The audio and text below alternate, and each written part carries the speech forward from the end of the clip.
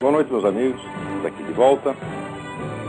Como sempre, começamos invocando a Santa Virgem Maria, o Santo Padre Pio de Pietrelcina, para que roguem a Deus que nenhuma injustiça se faça nesse programa. Olha, semana passada tivemos um problema aí com a transmissão do seminário de filosofia pela Realizações, de modo que repetiremos agora na quarta-feira. Esses provedores brasileiros deveriam estar todos na cadeia, porque não se pode confiar neles. Aqui a gente faz transmissão para a China, para a Zâmbia, né? Nunca dá problema. Quando é do Brasil, o negócio encrenca. Então, eu tinha inclusive prometido responder a carta do Antônio Vargas sobre a questão do Kant e pretendo fazê-lo, pelo menos resumidamente, na próxima quarta-feira, no mesmo horário. O telefone da Realizações é 55725363, 011. Tá? Então, quarta-feira, às 8 horas, na Rua França Pinto, 498, São Paulo. Espero que desta vez não dê encrenca. Né? Agora, ali no Orkut, naquela comunidade Olavo de Carvalho do B, né, está dando lá o maior bafafá em torno de perennialismo. Olha, eu acho que o brasileiro, na verdade, isso aí virou um hospício. Está todo mundo louco nesse país. Todo mundo louco. Porque, assim, é uma histeria, é um desejo de tomar posição e de chegar a conclusões finais, assim, em 10 minutos, né? É aquela cobrança de coerência contínua. Diz, olha, em 1930 você falou não sei o quê, agora você está dizendo aquilo outro. Quer dizer, é uma coisa assim, as pessoas não têm ideia do que é coerência, do que é lógica, né? Eles imaginam que a coerência é um negócio de uma linha que vai desde que você nasce até que você morre. Na hora que você nasce, você pega uma carteirinha do Partido Comunista, ou então do perennialismo, e você fica fiel àquela merda até você morrer. Né? Quando você elogia o sujeito sobre algum aspecto, você tem que elogiá-lo em todos. Tá certo? Se você diz que uma coisa que o sujeito falou está certa, a outra está errada, você é incoerente. Eu digo, é todo mundo louco. Isso aqui é um bando de histérico, um bando de viado. Pare com isso, minha gente. Né? O pessoal está cobrando. Você está falando que agora que o negócio do Schwon é só islamizar o Ocidente, mas você disse que a teoria dele da unidade transcendente da religião estava certa, mas o que tem que ver o cu com as calças?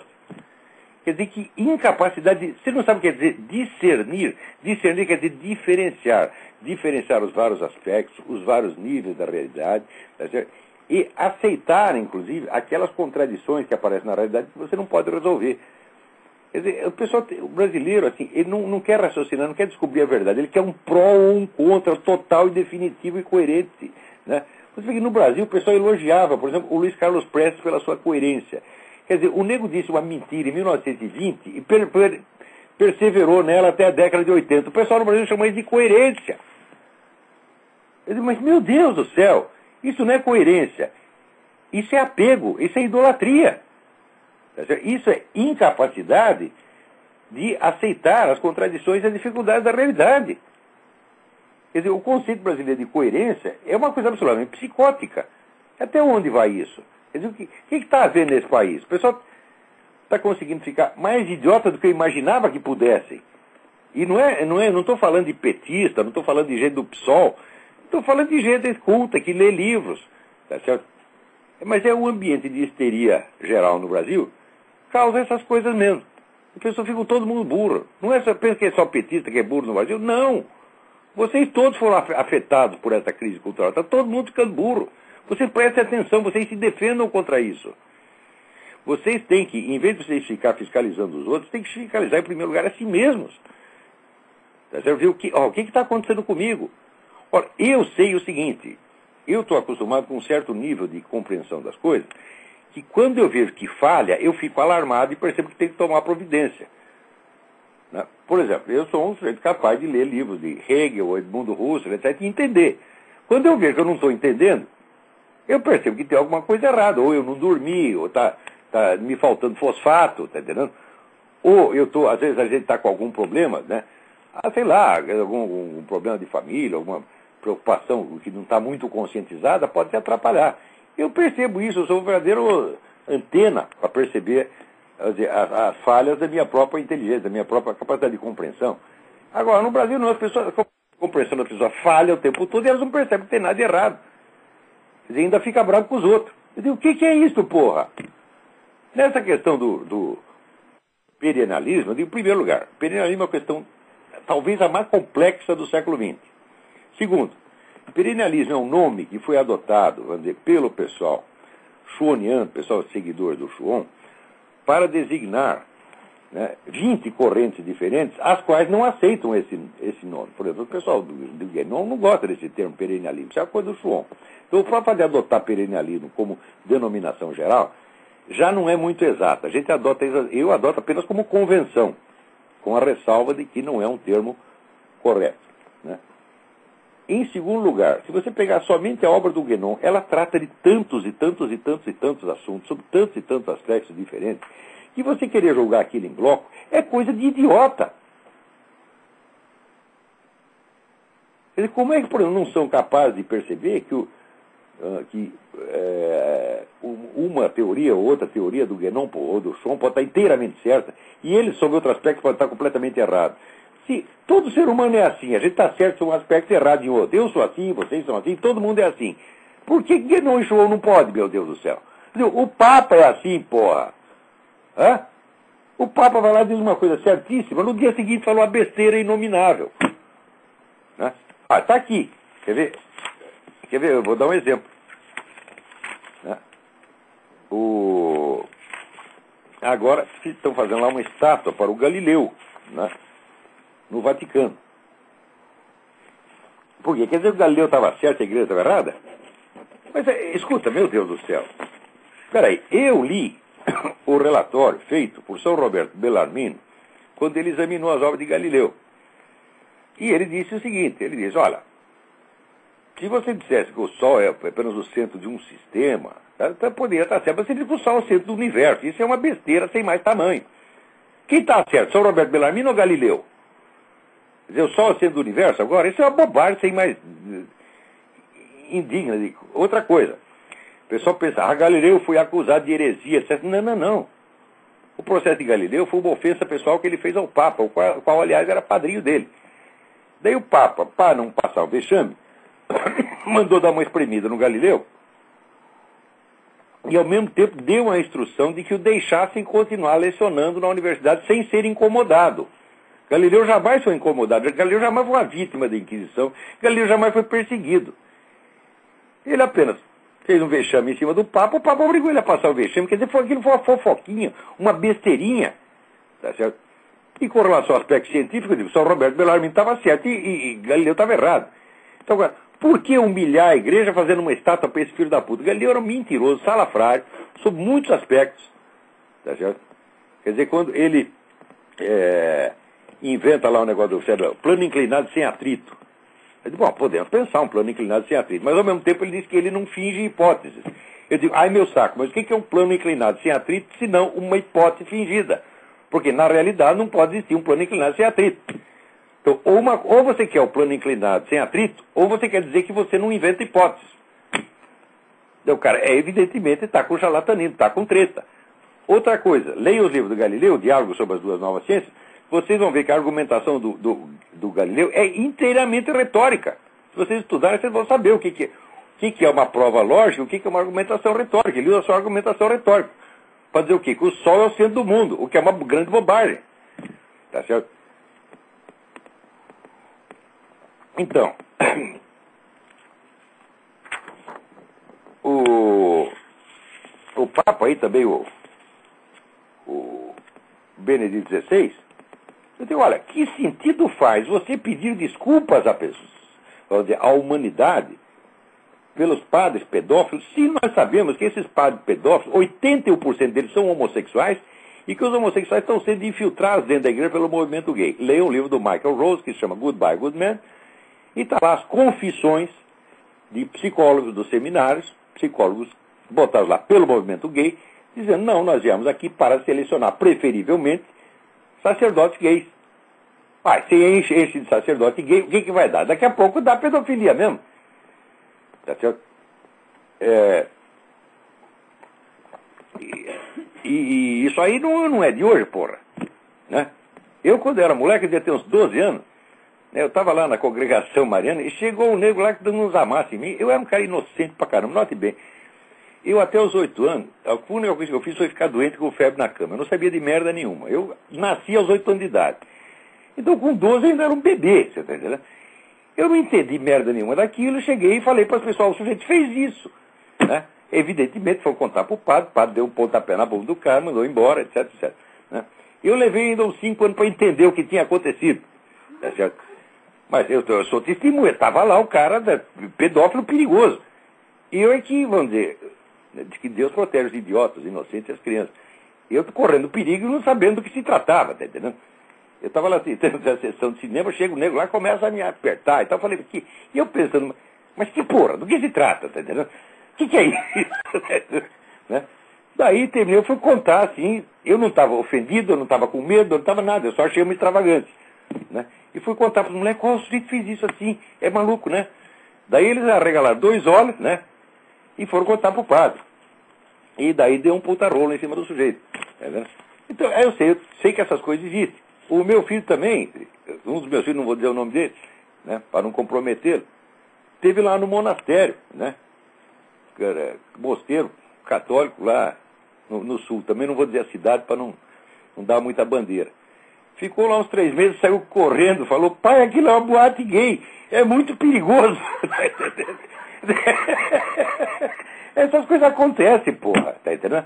Agora, o Papa vai pedir desculpa por causa de meia dúzia de pedófilos? Uai, você pega lá nos assistentes sociais da ONU, o número de pedófilos per capita é muito maior.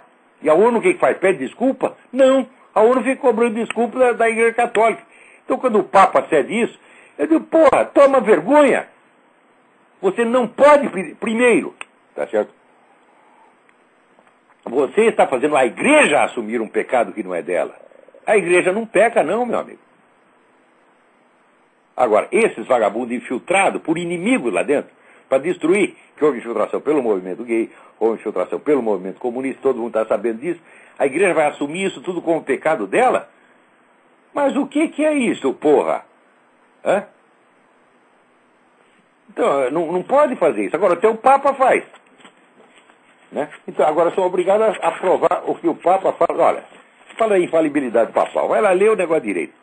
A infalibilidade papal é em matéria de moral e de doutrina. Isso quer dizer que se ele modificar a doutrina da igreja, tá certo? Tem algum treco errado, porque ele não pode fazer isso. Tá certo? Agora, em matéria de julgamento de casos concretos, como esta pedofilia, ele não é infalível com ele, ele é tão infalível quanto eu ou vocês. Se ele fizer um decreto autorizando a pedofilia, tá certo? Então é claro que ele não é papa, porque isso aí é herético, então tem que ser posto de lá para fora. Tá certo? Então, quando seria infalibilidade papal, quer dizer, o Papa é fiel à doutrina da Igreja em matéria de moral e doutrina, e ele representa a sua continuidade e sua coerência ao longo dos tempos. Agora, quando o Papa fala sobre educação, quando fala sobre ciência, quando fala sobre filosofia, ou sobre qualquer outra questão vamos dizer, teológica que não seja estritamente doutrina fechada da Igreja, ele é tão falível quanto qualquer outra pessoa e pode ser criticado. Se você lê os livros que esse Papa escreveu quando era cardeal, tem lá um monte de besteira, mas um monte. Você está entendendo? O que não quer dizer que seja uma má pessoa. E eu acho que ele é um bom, eu acho que é bom, bem intencionado, quer fazer muita coisa boa para a Igreja. Está entendendo? Mas eu não pode ficar nesse negócio de aprovação ou desaprovação em bloco, minha gente. Isso aí não existe. O que está certo ou errado são certas ideias em particular, não pessoas. Pessoas não podem estar 100% erradas, 100% certas. Se você pegar o maior pecador do universo, se você pegar Mao Tse Tung, pegar Adolf Hitler, pegar Attila o Huno, ou pegar o maníaco do parque, tá certo? Eles não estão errados em tudo. Se você pergunta para o maníaco do parque que horas são, e ele diz são 3h15, quer dizer que ele está mentindo? Ora, porra, o que é isto? Se você pegar os livros de Karl Marx, tem muita coisa verdadeira ali, o que não quer dizer que não seja um bom filho da puta como é. Lenin, eu aprendi muita coisa com Lenin. Lenin às vezes entende o mecanismo efetivo, né, da formação do Estado, o mecanismo da Revolução. Ele está dizendo a verdade. Agora, eu leio o Schluon, digo, olha, aquele negócio da doutrina, o pessoal não entende, só faz confusão. Puta merda. Aqui, a unidade transcendente das religiões quer dizer o seguinte: as religiões, elas afirmam a mesma doutrina metafísica. O que é metafísica? Metafísica quer dizer estrutura da realidade. Isso quer dizer que o hinduísmo, o cristianismo, o judaísmo descrevem a estrutura geral da realidade de maneira exatamente idêntica. O que não quer dizer que sejam idênticas como religiões. É isso. É uma coisa tão diferente. Quer dizer, as religiões, vamos dizer, como propostas morais, como caminho de salvação, etc., até como veículos de ascese, de autoconhecimento, são completamente diferentes umas das outras. Elas só são idênticas na descrição da estrutura geral da realidade. E seria muito estranho que assim não fosse. Por quê? Porque as religiões, elas são criadoras de civilizações. Você não pode criar uma civilização com base no preceito de que 2 mais 2 dá 5,5. Então, elas têm que conhecer profundamente a estrutura da realidade. E é por isso que elas têm a autoridade que têm e por isso que duram tanto tempo. O que não quer dizer que tenham que estar certas em tudo. Você está entendendo? Então, a questão, por exemplo, vamos dizer qual a religião que tem a doutrina que veio diretamente de Deus, que é a doutrina verdadeiramente revelada, falando isso aí não tem nada a ver com a teoria da unidade transcendente das religiões, meu saco. Essa teoria não pode provar que uma determinada teoria veio de Deus, ela só pode mostrar que a doutrina metafísica do hinduísmo, do cristianismo, etc., é a mesma. E que, portanto, no essencial, com relação à descrição da realidade, elas estão todas certas. E quem sair disso é maluco. Tá certo? Agora, isso não quer dizer que você tenha que concordar em tudo com todas as religiões. O pessoal faz uma confusão desgraçada. Também existe uma subnuance dessa mesma, não da teoria da unidade transcendente da religião, mas na ideia de tradição em geral. Tem uma primeira noção de tradição vamos dizer, a de uma continuidade, um conhecimento da estrutura geral da realidade que vem desde que o mundo é mundo até hoje. Nesse sentido, essa teoria é imbatível. Você pode estudar, está no livro do Whittle Perry, A Treasury of Traditional Wisdom, você vai ver que a convergência das várias religiões sobre esse aspecto é uma coisa absolutamente incontestável, mais do que provada, não tem barriga me dói, tem que engolir. Agora, o que não quer dizer que, entre aspas, então você quer dizer que todas as religiões são válidas? Eu digo que você está falando válidas como religião, como caminho de salvação, como revelação. Eu falo, claro que não. A teoria da unidade transcendente das religiões não prova isso. Ela prova apenas a coincidência das doutrinas metafísicas das várias religiões. Quer dizer que, seguinte, as religiões não são loucas, não são loucuras. Tá certo? Agora, filosofias em particular, pode ser loucura, pode ser aberração individual, mas essas religiões não. É só isso que essa teoria aprova. Agora, por causa disso, eu tenho que aprovar tudo que esses caras fazem, bater continência, ficar de joelho. Então, o que é isto? Quer dizer que se você pega, por exemplo, uma sacanagem que um nego fez, né? E diz, olha aqui, o seu João fez isso, o seu Guénon fez aquilo. Eu não posso dizer isso porque eu concordei com a unidade transcendente das religiões. Ora, vamos tomar no cu, quanta burrice. Né? Eu ainda vou dar uma aula sobre isso e vou botar... olha, não pense que o que eu estou dizendo aqui é uma explicação. Isso não é nem mesmo explicação. Isso é uma indicação muito geral e muito resumida, está entendendo? De assuntos que talvez um dia dos quais eu dê uma explicação mais sistemática. Tem alguém na linha aí? Quem é? Alô? Alô, professor? Sim. Donizete, aqui da cidade de Bridgeport.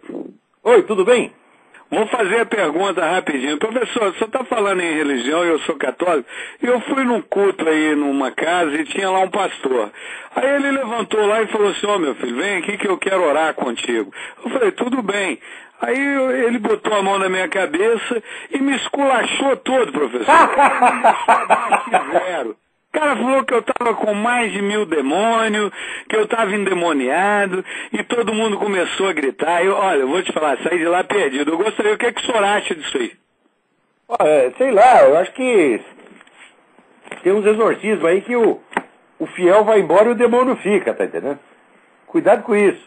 Os caras, sai daqui, sai daqui, né? Então o demônio fica tudo lá e você que sai correndo, pô. Esse exorcismo aí parece que é desse.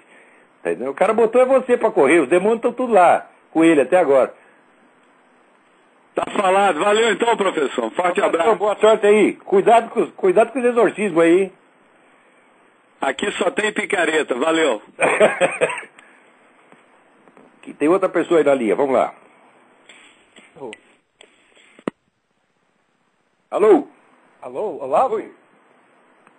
Uma pergunta bem rápida. O senhor poderia comentar sobre essas reservas de dólares que a China tem e qual que é a ameaça disso daí para os Estados Unidos? Eu li uma matéria muito rápida, mas não explicava qual que era o perigo que os Estados Unidos corriam com essas, acho que bilhões de dólares. Guardando um montão de dólares. De repente joga tudo isso na praça, repentinamente, dá uma inflação desgraçada. É esse que é o truque. Isso aí a guerra econômica é a nossa realidade de todos os dias. Agora, o pessoal daqui é culpado, porque ficou todo mundo investindo na China, dando dinheiro para a China, né, puxando o saco chinês, né, como se o governo chinês fosse uma maravilha, como se fosse um pessoal altamente confiável, democrático. Né. Quer dizer, o que eles fizeram foi, eles amansaram um pouco a perseguição, se você comparar com o tempo do Mao Tse Tung, diminuiu um pouco, mas as cadeias estão cheias de religiosos, né, a censura continua, não há eleições livres, não tem nada, quer dizer, uma ditadura monstruosa como antes. Agora, só porque pararam de matar milhões, quer dizer, a matança baixou dos milhões para a escala dos centenas de milhares, eles ficaram santificados agora, e tudo quanto é investidor americano tem que botar dinheiro lá. Né? Olha, eu fico com vergonha até quando eu compro radinho de pilha chinês, porra. Eu estou comprando isso, estou ajudando aqueles filhos das putas. Né? Não era para comprar nada. Então, oi, mais outra pessoa, vamos lá. Alô? Alô? Alô, Olavo? Sim. Oi, Olavo, é o Eduardo de Campinas, tudo bom? Tudo bem, Eduardo? Lembra de mim, Olavo? Perfeitamente. Então, eu tô ligando, eu até troquei de turno só para poder fazer essa pergunta pro senhor. Olavo, tá todo mundo falando aqui que o Obama vai ganhar. Me explica aí como é que tá essa pendenga aí. Abração. Abraço. Olha, esse sujeito chegar à presidência não é impossível. Por quê? Porque a grande mídia aqui está todo mundo escondendo os podres deles. O pessoal não está contando os negócios direito. Quer dizer, agora começou a vazar um pouco por causa desse escândalo do reverendo Jeremiah Wright. Mas, por exemplo, a notícia que eu vou dar aqui só saiu do net dele. Ninguém está falando isso. O Jeremiah Wright está puto da vida porque o Barack Obama disse que não sabia nada das ideias dele. Ele mesmo disse, o Cleiton veio aqui, né? Durante 20 anos nós tivemos amor pelo Barack. Ele veio aqui, era membro, como se fosse um membro da nossa própria família, né? E agora ele diz que não sabe nada das minhas ideias, que não viu nada. Quer dizer, o próprio Jeremiah Wright está dizendo que o Obama está mentindo. Né? O Obama já cataram mais de 60 mentiras dele, não sobre coisas políticas, sobre a vida dele. Ele mente sobre a escola onde ele esteve, ele mente sobre os amigos dele, ele mente sobre a família. Eu sei que é 100% fake. Só que disso aí, só um pedacinho pequenininho aparece no New York Times, CNN, etc, etc. O resto você precisa pegar de fonte direta. Então está havendo uma cortina de proteção em torno do Obama, exatamente como houve em torno do Lula no Brasil. Quer dizer, os americanos, eles estão tomando uma lição de PhD e estupidez com o brasileiro. Tudo que os brasileiros fizeram aí, e os caras vão fazer aqui. Isso aqui está se brasileirizando. Se eleger o Obama, é a maior desmoralização de todos os tempos, porque o sujeito já vem com o rótulo na testa. Sou vigarista. Tá entendendo? E ele não só é vigarista, mas ele está ligado ao movimento comunista, ele contribuiu para entidades de esquerda radical, tá certo? Ele está inteiramente comprometido com essas pessoas. Então o que ele vai fazer aqui? Vai destruir os Estados Unidos. Agora, se não for eleito o Obama, se não for eleito, se ele não fizer isso, outros vão fazer. Vou te dar um exemplo. Aqui tem um artigo do Henry Lamb. Henry Lamb, procura esse autor na internet, Lamb, L-A-M-B, Henry Lamb, em que ele diz o seguinte: os caras estão votando um projeto aqui que dá ao governo americano o monopólio sobre o controle da água e de todos os produtos que utilizem água. Tá, me dá um produto que não utiliza água, que não utiliza água. Tudo usa água, porra. Como é que você vai fazer um automóvel sem água? Né? Não dá. Tá certo? Então, o que é isso? Isso dará ao governo o controle total da economia. Então, você, assim, subrepticiamente, disfarçadamente, delicadamente, Você cria um regime socialista. Esta é a técnica legislativa atual. Como é que se faz quando você quer mudar as leis de um país? Você não faz uma campanha explicando para todo mundo, você não faz nenhuma revolução. Você chama a comissão técnica que muda uma vírgula, tá certo? De modo que essa vírgula vai afetar tudo. Então aquilo não é discutido, não chega, vamos dizer, não cria polêmica alguma, e do dia para a noite você perdeu os direitos que tinha. Você está entendendo? Então, se passar essa lei que é aparentemente inocente, né? Você está lá, por exemplo, você tem uma empresa construtora, né? Chega lá o governo e diz, o senhor usa água aí no seu cimento? Uso. Então a gente tem o controle. Então você tem que, né, usar os materiais que a gente queira, cobrar o preço que a gente determinar para você, pagar para os seus empregados o quanto a gente determinar. Então o governo tem o controle total. Então você, com um decretinho de merda que vem por uma comissão técnica, você implantou o socialismo sem ninguém saber. Hoje, tudo se faz assim. As grandes questões não são mais discutidas. Isso é uma nova técnica legislativa que é o procedimento usual. Eu contei para vocês no artigo que, vamos dizer, coisa de segurança nacional da Inglaterra foi mudado, foi passado para a União Europeia sem que os ingleses soubessem. Foi a comissão técnica que fez. O negócio da poligamia. Instaurou-se a poligamia na Inglaterra sem ter sido discutido. Como é que fizeram? Fizeram uma lei assim, está oficializada a poligamia? Claro que não. Se fosse fazer isso, ia dar debate público e no parlamento não ia ser aprovado. Então o que você faz? Você pega uma comissão técnica e a comissão decreta o seguinte: os maridos polígamos têm direito à pensão para as suas esposas. 4, 5, 10, 25, 495 ou 732. Tá certo? E, mais ainda, o dinheiro não vai ser nem entregue para elas, vai ser entregue direto para o fulano. Então você transformou a poligamia numa geradora de direitos. Aquilo que é gerador de direitos é necessariamente um direito em si. Então, está oficializada a poligamia sem dizer que foi oficializado. E vai funcionar mais ainda do que se fosse oficializado. Nos Estados Unidos também quer fazer um regime socialista, o que vão fazer? Fazer uma campanha? Estados Unidos socialista? Claro que não. Você vai lá e muda um regulamento de uma comissão técnica que vai extraoficialmente botar, vamos dizer, entregar o controle da economia inteirinha na mão do governo. Através do quê? Do produto de uso universal, que é a água. Só faltava estabelecer o monopólio do ar. Né? Mas, se você me der o exemplo de um produto que não precisa de água, tá certo? No qual não entra água de jeito nenhum, bom, então isso aí vai ser o resto de capitalismo que vai existir nos Estados Unidos. Então, para quem precisa o Barack Obama? O Barack Obama, na verdade, como é que diz? É o boi de piranha, tá entendendo? Fica todo mundo alarmado com o Barack Obama, mas por trás estão os caras lá fazendo mais sacanagem. Quer dizer, a política, hoje, para você entender a política, hoje você precisa se informar de fonte direta, você precisa estar sempre avisado, sempre alerta, tá certo? Sempre acordado para examinar essas coisas, esses truquinhos, senão não entende nada.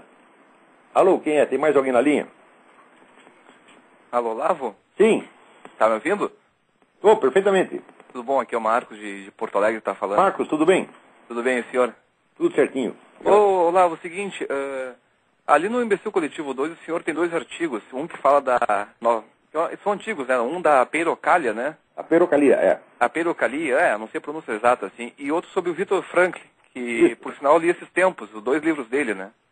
Que são simplesmente arrebatadores. Assim. Maravilhoso, maravilhoso. É impressionante, tu lê o livro do cara, tu se enxerga nele praticamente, literalmente, quase literalmente. Olha, os livros do Viktor Frankl, assim, tipo, seu livro mudou minha vida. Eu digo, muda mesmo.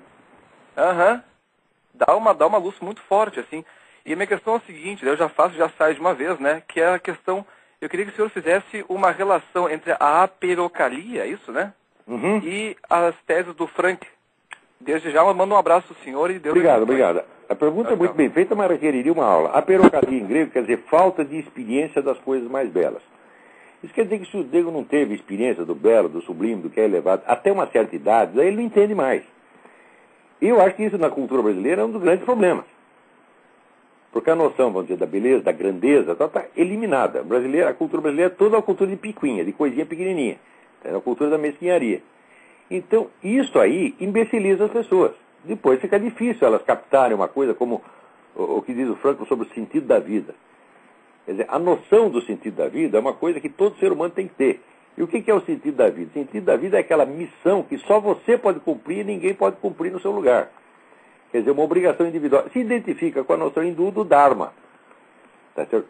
Você só pode compreender o Dharma, tá certo? Através do amor à grandeza, que vem, no fundo, da sua própria grandeza. Tá certo? Agora, se você não tem isso, você vai ser sempre um merda, porra.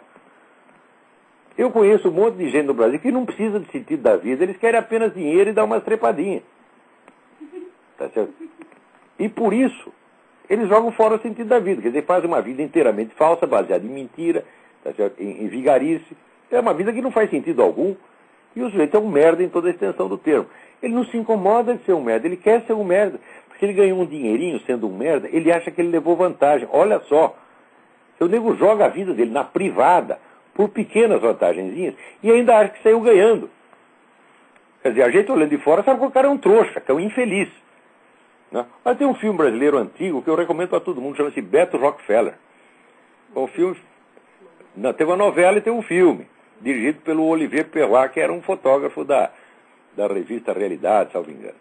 Né? Eu recomendo esse filme, talvez vocês consigam achar aí, DVD, um negocinho. É a história do sujeito pobretão que não tinha onde cair morto e que o negócio dele era se vestir bem no fim de semana e nas festas se fazer de rico. Né? E bom, o cara achava que estava levando vantagem, achava que era esperto. Nós sabemos que isso é uma vida de bosta, uma vida inteiramente falsa. Sabemos que essa é uma vida vivida com o rabo entre as pernas. Tá certo? É uma vida que eu não quereria para mim, mas de jeito nenhum. Mas o cara faz isso e acha que é esperto. Agora, no fundo ele tem aquele sensação de que algo nele está errado. Tá certo? Como é que você vai mostrar para um cara desse a questão do sentido da vida? Ele não quer sentido da vida. Ele quer apenas coisinha. Quer dizer, a vida do cara foi reduzida à disputa de misérias. Entendeu? Então, eu acho isso uma tragédia da cultura nacional. Né? Diga. Alô? Quem está aí? Oi, Olavo? Eu?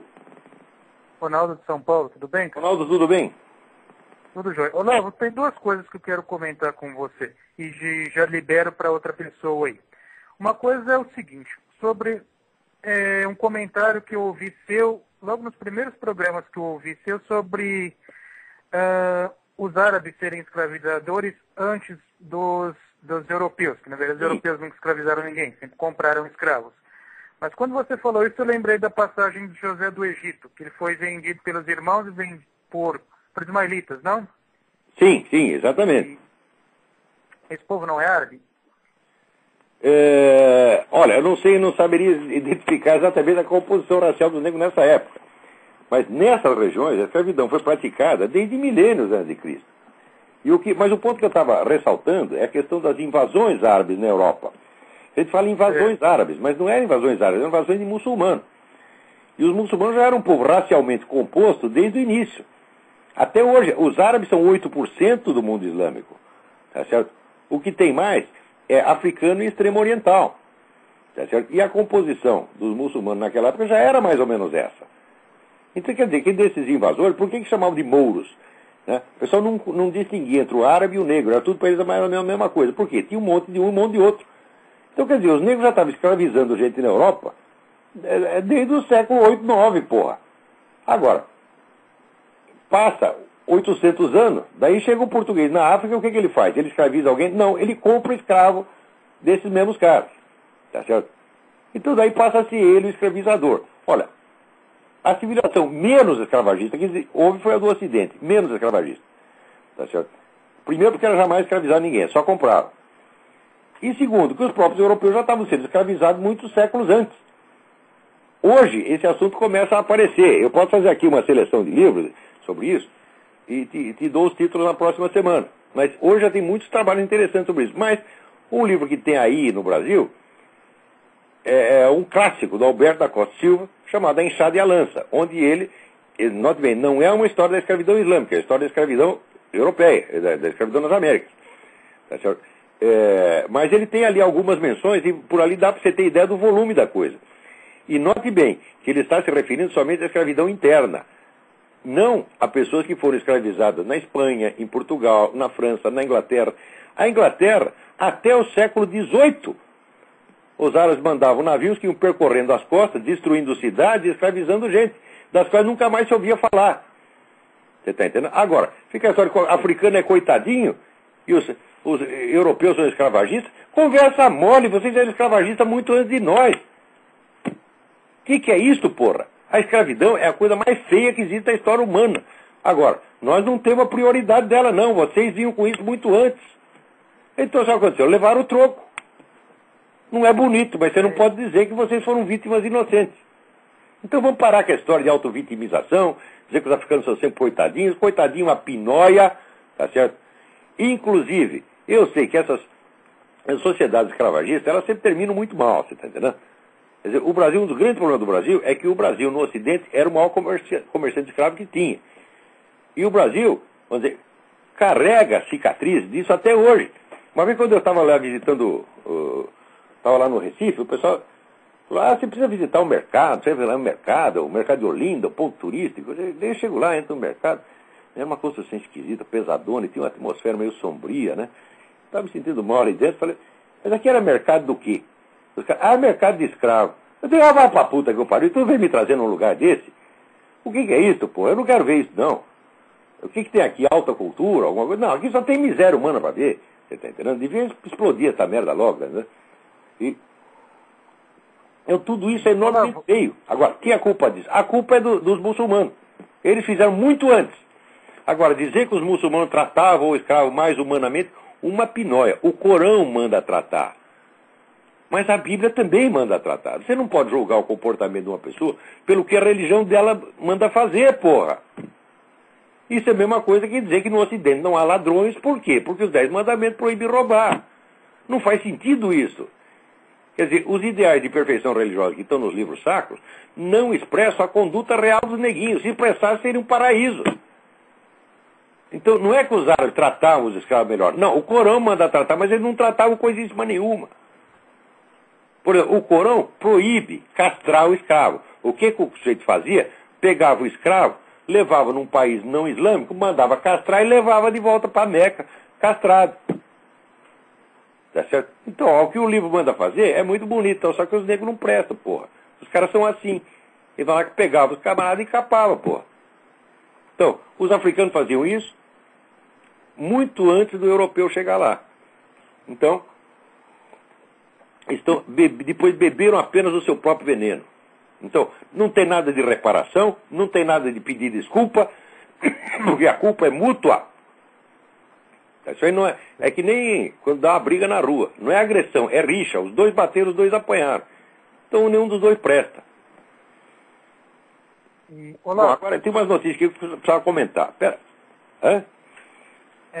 Outra coisa, rapidinho. Outra coisa que eu ia te perguntar. No tempo que eu vivi na Colômbia, um comentário que diziam lá, eu te perguntar no programa anterior e acabei esquecendo.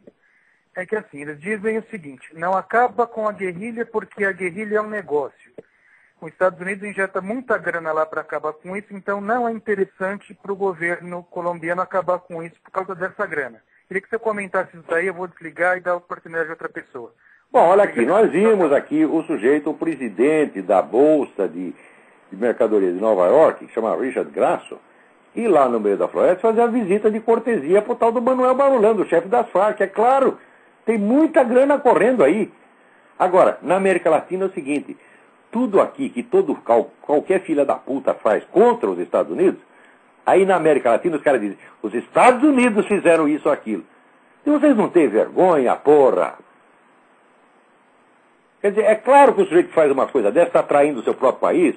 É claro que é um bandido. Agora, aí no Brasil se pensa assim, que os Estados Unidos é como se fosse uma União Soviética. Que tudo é do governo, o governo manda em tudo, o governo é que faz tudo. Eu digo, simplesmente não é assim. Quer dizer, aqui, até o que se faz contra os Estados Unidos, aí é vendido como imperialismo americano. E por isso aí, em primeiro lugar, é provincianismo. Quer dizer, a pessoa não sabe o que está se passando aqui e tem a obrigação de saber. E segundo, não entende nada e fica imaginando coisa e com aquela imaginação caluniosa, filha da puta. É claro que tem muito interesse de gente aqui que está apostando nas Farc. Você vai dizer que isso é interesse americano? Ah, vai pra merda, porra. Isso é a mesma coisa que dizer que o PCC é interesse brasileiro. Você está entendendo? Todos os brasileiros estão ganhando dinheiro com os assaltos feitos pelo PCC.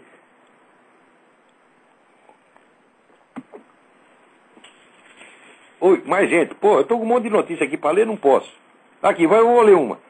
Cristóvão Buarque, aí, diz: não podemos negar ao Paraguai o direito de pedir o reajuste. Nós não podemos esnobar o Paraguai. Então, como não podemos? Os caras nos vendem eletricidade, não é a preço de custo, eles nos vendem a preço de mercado. Nós vamos lá construir uma usina, damos uma usina de presente para os filhos das putas, e ainda deixamos eles vender para nós a preço de mercado, e agora ainda vem você querer dar moleza para o Paraguai, e pior, ainda usando como argumento o famoso genocídio americano do livro do Chiavenato. Já nós matamos não sei quantos paraguaios, que eu mesmo, aqui, trouxa não falta, eu sou um deles. Eu quando li esse livro acreditei em tudo. Depois veio outro livro chamado Maldita Guerra, esqueci o nome do autor agora, um outro historiador brasileiro, pegando documento por documento, mostrando que o Chiavenato tinha mentido. Quer dizer, o Brasil está devendo, não tem dívida moral nenhuma com o Paraguai está nos vendendo essa coisa cara demais, e o senhor, seu senador, o senhor não está aí para defender paraguaio, o senhor não é senador paraguaio, quem elegeu você foi o eleitor brasileiro, quem paga você é o contribuinte brasileiro, você é um traidor, filha da puta, é isso que você é. Você ia ser presidente da República, devia ser presidente da Bolívia, ou presidente da Venezuela, ou presidente das Farc. É para essa gente que vocês trabalham. São todos traidores. Vamos lá, agora está aqui. Dilma Rousseff, né, diz que mentiu muito durante a ditadura, porque foi barbaramente torturado. Agora, a senhora está sendo torturada agora? Na Câmara está alguém torturando você para você mentir desse jeito? Né? O que é isto? Os caras chegam lá na Câmara, pegam um alicate e torcem a orelha dela. E daí ela heroicamente fala mentira. É isso? Tu é uma bela sem vergonha, porra. Primeira história que tu mentiu naquele tempo contra a ditadura, que a maior das mentiras é a história de dizer que você foi torturado durante 3 anos. Ninguém é torturado durante 3 anos e continua mentindo. Só aguenta não confessar quem é torturar longo tempo, quem não tem o que confessar. Como aconteceu com Armando Valadares em Cuba, que ele não tinha feito merda nenhuma, foi preso e torturado durante 24 anos. Ele jamais confessou. Por quê? Ele não sabia de nada para confessar, porra. Se ele soubesse, ele na 3ª semana contava tudo. Como vocês, comunistas, contavam tudo. Acho que eu conversei já com gente que era do serviço de segurança naquela época, eu falei, quando vocês batiam nos caras, eu falei que nada, eles já chegavam lá cagando nas calças, contando tudo. Né? Querem fazer de heróizinho agora? Essa guerrilha não teve um herói, só tem bandido, porra. Né? E, dona Dilma, cadê o dinheiro que a senhora roubou lá do Ademar de Barro? Ah, mentiu na época, continua mentindo para nós agora. Cadê a grana, dona? Vamos lá. Diga, quem é? Quem está na linha aí? Alô? Olavo? Sim, quem é? É o Alex. Oi, Alex, tudo bem? Tudo bem. A respeito do comentário que você fez a respeito da água. A água também agora vai ser a fonte de energia mais usada aqui nos Estados Unidos, porque a Honda já está começando a vender um carro na Califórnia, que é o carro a hidrogênio. Então tá aí. Você pensa que o pessoal não levou isso em conta quando quis fazer essa lei? É lógico. Certo pra caramba. É lógico, e a Honda vai ter você tem um equipamento em casa que você põe, você faz o hidrogênio em casa, o hidrogênio vai ser fazer energia elétrica para sua casa, você só precisa do gás natural. E o outro comentário que eu queria fazer é o seguinte, escravidão ainda tem até hoje, em Cuba, na China, aí nos comunistas. Pois é, o que estão achando ruim? Na China é trabalho escravo mesmo. Você chega lá, os negros nas usinas siderúrgicas trabalhando de pé no chão. E não tem liberdade, fica preso lá, não pode sair, igual Cuba. E não pode sair, não pode mudar de emprego. São os imperialistas, comunismo é imperialismo escravista. Isso aí não é que foi assim uma distorção do regime socialista. Não, isso está na teoria. O Trotsky dizia que tem que usar o trabalho escravo, que a liberdade de escolher emprego é um luxo burguês que não pode ter no comunismo. Eles fazem exatamente o que dizem que vão fazer. Como é que faz aquele negócio, aquele comentário que até você, não sei se foi você que fez a respeito, como é que pega porco selvagem, né? Faz a ceva, aí depois faz a cerca, prende eles ali, tá todo mundo preso ali, não tem como sair. Mas exatamente o que estão fazendo na América Latina agora. Vão prender vocês, daí vão fazer lá uma revolução cultural maoísta. Daí vão obrigar vocês tudo a trabalhar por $30 por mês. Isso aí que já está sendo feito no Brasil e na América Latina inteira. Na América Latina inteira eles vão pegar. Então é só isso aí, Olavo. Obrigado. Agora aqui tem uma pergunta por e-mail que eu não posso deixar de responder, enviada pelo Felipe Tavares, que é um sujeito de muita cultura, muito talento lá de Petrópolis. E ele disse que ele comprou a tradução do Diário de um Pároco de Aldeia, que saiu pela editora Paulus, e que a tradução está muito boa. Existe uma tradução antiga que é do Aires da Mata Machado Filho, que também era muito boa. E daí ele me pergunta o seguinte, ele fala, você sabe se o Jório Dauster é vivo? Recentemente li 2 vezes uma maravilha de tradução do Lolita feito por ele. Jório Dauster foi um dos... ele está vivo, que eu saiba. Um dos grandes tradutores brasileiros, né? Eu vi aquela tradução que ele fez do Apanhador no Campo de Centeio, do Salinger, que é outra obra-prima. Né? Infelizmente parece que essas traduções são poucas, mas o cara está vivo e espero que esteja trabalhando fazendo novas traduções. Aí o Felipe me perguntou, qual foi a tradução das obras do Thomas Mann que eu li? Eu evitei a tradução brasileira. Tem muitas traduções do Herbert Caro. Elas não são traduções ruins, elas são boas, mas eu acho que elas arranham um pouco, elas não têm muito sentido literário, né? Então, se você não pode ler alemão, você procura outras traduções. Aqui nos Estados Unidos tem várias muito boas. Eu me lembro que eu li o Dr. Fausto numa tradução francesa, eu acho que era não lembro a editora agora, mas era uma tradução maravilhosa. Né? E aí vamos. Bom. Mas. Agora aqui. Minha mulher passou aqui. O livro Maldita Guerra. O autor é Francisco Doratiotto. Tá certo? O sujeito foi lá e, documento por documento, provou que o Chiavenato estava enrolando. Tá entendendo? Alô? Tem mais alguém na linha aí? Alô? Alô, Alberto, do Rio de Janeiro. Oi, Alberto, tudo bem? Tudo bom, pessoal? A pergunta é a seguinte, eu vou fazer a pergunta e vou sair da linha. Sobre limites da liberdade de expressão. Não é liberdade de imprensa, liberdade de expressão. Se o senhor acha que as pessoas deveriam ter limites, assim, baseados em leis, com relação... Porque a expressão, ela é o que veio do pensamento, certo? Então, de alguma forma, essas leis que cerceiam a liberdade de expressão estão também cerceando o pensamento. Eu acho que isso deveria... Acho que a liberdade de expressão deve ser total, mas limitada pelo direito de não ouvir. Você está entendendo? Porque no Brasil, os caras quando falam liberdade de expressão, eles entendem assim, eu tenho direito a uma audiência, tenho direito a uma plateia. E direito a uma plateia é uma pinóia. Não, eu digo assim, se a pessoa tem, por exemplo, vou ao extremo, tá? Pensamentos racistas, ou então pensamentos xenófobos, ou são condenáveis, mas enfim, ela deveria poder expressá-los, não? Reconhecendo o direito, o senhor tem toda a liberdade de expressão. Expresse o que eu tenho que expressar e depois ouça a resposta e tu vai sair correndo. Certo, perfeito. No debate, não na legislação, correto? Como é?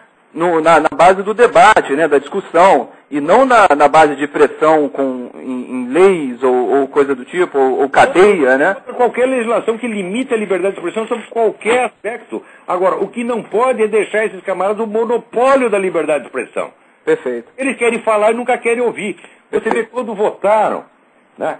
Quando a Câmara impugnou esse projeto de descriminalização do aborto. Sim.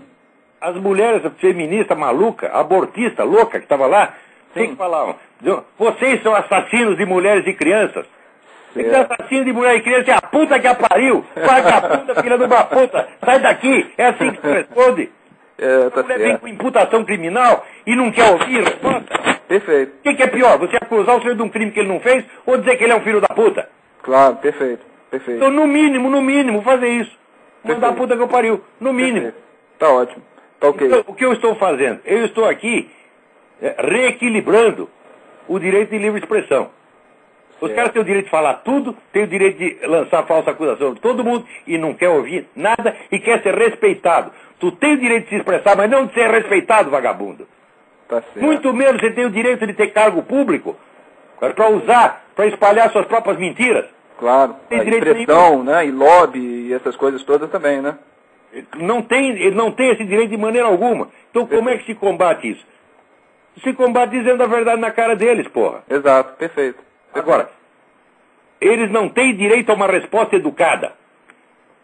Ok. Resposta educada, quando você tem uma ideia respeitável, pode ser diferente da minha, mas uma ideia respeitável. Sim. Agora, o cara vem com essas coisas aqui de que, o capitalismo, ou que nem o Leonardo Boff, o capitalismo mata 100 mil pessoas por dia. O que é para responder? Vai tomar no cu! Perfeito. Tá ótimo, professor. Muito obrigado. Obrigado eu. Uma boa noite. Vou chamar a atenção para aqui. O filósofo padre Michel Skoyansky, S-C-H-O-O-Y-A-N-S, tem denunciado muita coisa sobre a campanha abortista da ONU, tá certo? E ele escreveu um livro que se chama La Face Cachée de l'ONU, a face oculta da ONU, que todo mundo tinha que ler. Nem tudo no livro está certo, mas é um livro muito importante. O padre Skoyansky foi professor no Brasil, tá certo? Fala português e tal. Então, é uma pessoa que para nós é muito importante. Procurem os pronunciamentos dele sobre a ONU, que são muito reveladores. Agora aqui, o Carlos Granier me manda aqui para a revista A Semana, da Colômbia, que mostra que as Farc mataram 6 venezuelanos dentro do território venezuelano e que o Hugo Chávez se pôs de acordo com ele para ocultar o crime. Agora, saiu os caras dizendo, o Hugo Chávez não tem nada a ver com a Farc. Veio o Zé Dirceu aqui para dizer isso para Condoleezza Rice. Não tem ligação entre Hugo Chávez e Farc. Você não ouve, o governo aqui reclama do Hugo Chávez, mas não reclama de Farc, não reclama do Foro de São Paulo, nem nada. Quer dizer, veio o Zé Dirceu, mente pra caralho, mentira interesseira. Daí eu que não tenho interesse nenhum, escrevo aqui as verdades, documento. Em quem que eles acreditam? No Zé Dirceu. Ora, porra. É por isso que esse país aqui vai se obamizar, você está entendendo? Se não tomar cuidado, vai obamizar tudo. Né? E o Obama é o Lula americano. Embrulhão, mentiroso, salafrário, tá entendendo? E quanto mais ele é desmascarado, mais a pessoa puxa o saco dele. Quer dizer, é uma parcialidade da grande mídia a favor do cara, que é a mesma coisa que teve no Brasil. Por exemplo, hoje, eu estava lendo um site vermelho, não sei do que, odiamos a Rede Globo. Odeia a Rede Globo? Se não fosse a Rede Globo, vocês não existiam. A Rede Globo é a maior central de propaganda comunista no Brasil, vocês ainda reclamam? Né? Então, eu quando era jovem, tinha um moleque, eu tinha um amigo que o prazer dele era se fechar num quarto, era um mau brigão. Ele batia nas pessoas e ele mesmo chorava. Né? Descia o cacete, não me mata mais, socorro, pelo amor de Deus. Daí abria a porta, estava outro estendido no chão e ele saía. Né? Belo, sorridente. Era tudo gozação. Esse cara faz a mesma coisa, eles batem e choram, batem e choram, batem e choram. A Rede Globo está contra nós. A Rede Globo só dá emprego para vocês. A Rede Globo puxa saco de Luiz Carlos Prestes, puxa o saco de Che Guevara, puxa o saco de Fidel Castro, nunca fala nada sobre o Foro de São Paulo, sobre o Farc, e esconde todos os seus crimes e vocês ainda reclamam. Fazer de coitadinho, se faz de coitadinho, diz que está contra a Globo, por quê? Para o povo não perceber que são vocês que mandam na Rede Globo. E vocês estão fazendo a mesma coisa com o Brasil. E no Brasil só tem esquerda, a esquerda manda em tudo e a gente se faz de coitadinho e diz que a classe dominante está oprimindo ela. As classes dominantes são eles mesmo, porra. Tem alguém aí na linha? Não. Então tem mais notícia aqui. Olha aqui, o Paulo Rodrigues Chiuso me pergunta, tendo por base o governo global uma aliança das velhas potências europeias com a Revolução Islâmica e o movimento esquerdista, não é difícil imaginar que chegada a hora que essas forças brigarão entre si pelo controle do governo global. Isso já acontece. Mas não é muito exato que isso seja uma aliança das potências europeias, porque potências são potências nacionais. Quer dizer, o poder no mundo não pode ser compreendido em termos de estados, porque Estado é uma estrutura que permanece enquanto os grupos no poder mudam. E esses grupos têm conexões internacionais que superam, transcendem as fronteiras estatais. Esta é a verdadeira estrutura de poder hoje. Isso aí, nesse ponto, tem duas pessoas mais contrárias que você pode imaginar, que é eu e o Antônio Negri, tá certo? No livro dele, Império, ele diz a mesma coisa que eu já tinha dito no Jardim das Aflições. A estrutura do Império Mundial não corresponde a fronteiras nacionais. É supranacional e está contra todas as nações. E a nação que está mais contra é os Estados Unidos. Vocês estão vendo que esse negócio do Tratado da Lei do Mar, Comunidade Norte-Americana, tudo foi para destruir os Estados Unidos. Agora, no Brasil o pessoal já são as grandes potências, então é o imperialismo americano. Então estão enxergando tudo ao contrário. Né? Então, esse conflito que você fala já está acontecendo. Porque o Islã tem o seu próprio projeto globalista também. E não é de hoje. Agora, o Islã não é um movimento revolucionário. O Islã é uma ordem social, você está entendendo? Você pode não gostar dela, mas ela é uma ordem social, não é um movimento revolucionário. Ele é revolucionário para fora, é revolucionário no quintal dos outros. Tá certo? Mas para dentro não é, não. Né? Agora, vamos ver. Aqui. Felipe Ortiz me pergunta se eu sei de um indivíduo de nome Timothy Ware, atualmente conhecido como metropolista Callistus Ware, da Igreja Ortodoxa Grega, se tem alguma ligação com o pessoal das taricas. Eu acho que tem, porque eu ouvi muitas menções desse nome. Eu não o conheci pessoalmente, eu não posso dar nenhum depoimento direto a respeito dele. Tá certo? Mas eu acho que é assim, porque é uma pessoa muito próxima ali do Rama Kumaraswamy e outros.